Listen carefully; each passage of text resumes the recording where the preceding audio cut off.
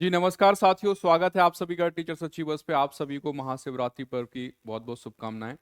मेरे भाई केबीएस शिक्षक भर्ती का आप लोग इंतजार कर रहे हैं कि कब केबीएस में नई भर्ती देखने को मिलेगी, चाहे टीचिंग पोस्ट हो या फिर नॉन टीचिंग की पोस्ट हो।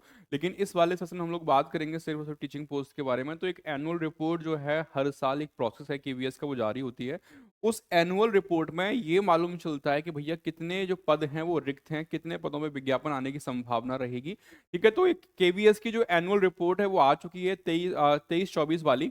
उस रिपोर्ट के हिसाब से कितने कितने पद निकल के सामने आ रहे हैं, पीआरटी में कितने हैं, टीजीटी में कितने हैं, पीजीटी में कितने हैं, सब्जेक्ट वाइज कितना है टीजीटी और पीजीटी में, उन सब चीजों पर चर्चा करेंगे। उससे पहले चैनल पे अगर आप लोग पहली बार जुड़े हो, चैनल को सब्सक्राइब कर लेना।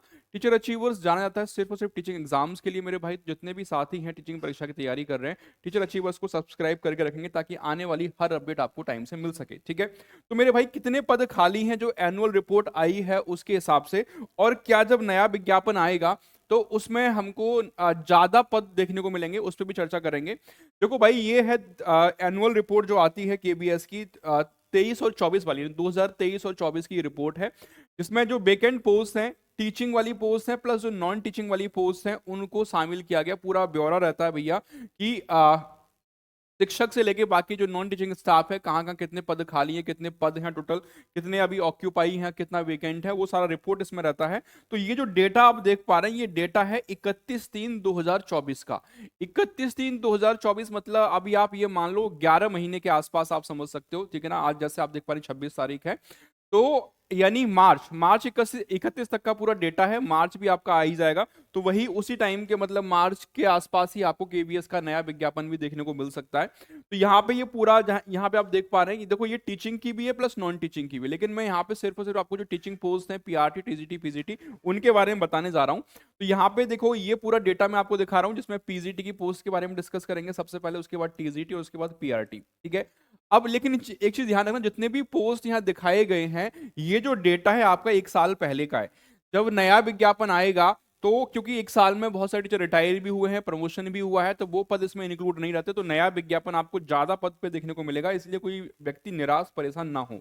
स्नातकोत्तर शिक्षक मैं बात कर रहा हूं यहाँ पे, यानी ये पीजीटीज के बारे में। ठीक है ना, पीजीटी की सब्जेक्ट देख लो कि किस किस सब्जेक्ट के पोस्ट जो है आने वाली हैं। सबसे पहले देखो मेरे भाई, हिंदी की पोस्ट आएंगी, अंग्रेजी की आएंगी, इतिहास की, अर्थशास्त्र, भूगोल, भौतिकी, रसायन विज्ञान, गणित, जीव विज्ञान, वाणिज्य, कंप्यूटर विज्ञान और बायोटेक्नोलॉजी, ये सारी पीजीटी के अंतर्गत आने जा रही हैं।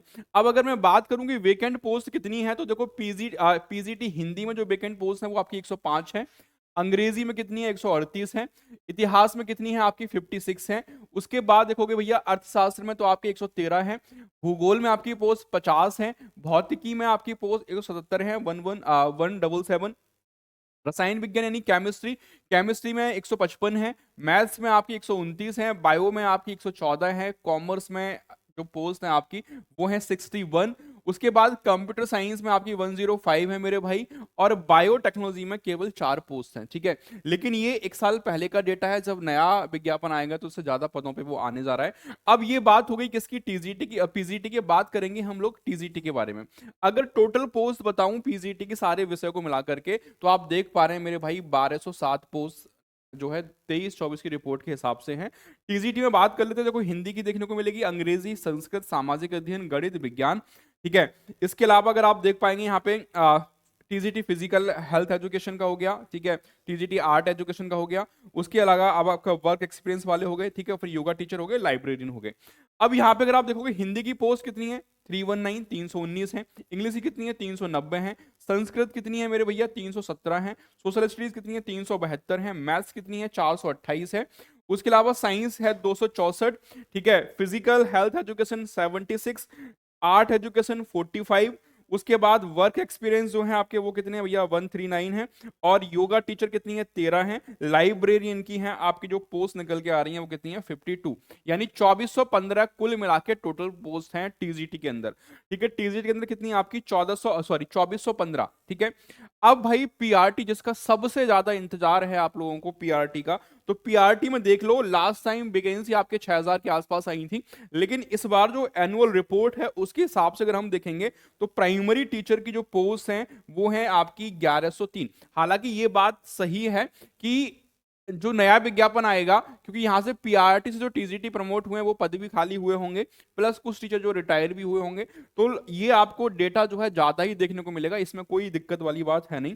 तो अभी फिलहाल इस रिपोर्ट के हिसाब से मैं बताऊं तो आपको 1103 पोस्ट है पीआरटी की। पीआरटी म्यूजिक का अलग से आता है, वो है आपकी 79। टोटल 1182 पोस्ट जो है वो पीआरटी के अंतर्गत हमको देखने को मिल रही हैं। तो यहां से भाई मेरे अब आप ये एक आइडिया लगा सकते हो कि प्रोसेस चल रहा है और बहुत जल्दी आपको नया विज्ञापन भी देखने को मिलेगा। आप लोग सभी तैयारी में जुट जाओ, जिन लोगों ने तैयारी अभी तक, देखो भैया केबीएस का एग्जाम इतना आप सोच इतना हलवा एग्जाम नहीं आता है। केबीएस का एग्जाम ऐसा नहीं है, आपको पढ़ना पड़ेगा, तैयारी करनी पड़ेगी कि जब नोटिफिकेशन आ जाए तब आप सिर्फ रिविजन करो, ठीक है।